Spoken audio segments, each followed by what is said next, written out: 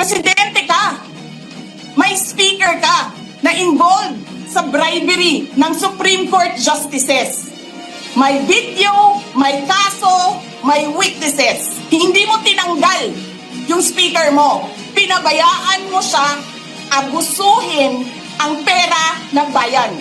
Paikot-ikot sa buong bansa, namimigay ng pera na para bang kanya. Di ba nga, lagi niyo sinasabi separation of powers? Anong trabaho ng legislative branch? Gumawa ng batas. Anong ginagawa ni Martin Romualdez? Nagdidirect ng DSWD, namimigay ng ayuda, nagsasabi kung anong bibigay, anong ibibigay, anong gagawin, sino ba ang presidente dito? Alam nyo, alam namin, mali ang ginagawa ninyo. Sinabihan ko lang mga kasama ko sa Office of the Vice President, pasensya na, sumunod na lang tayo para matapos na sila. Presidente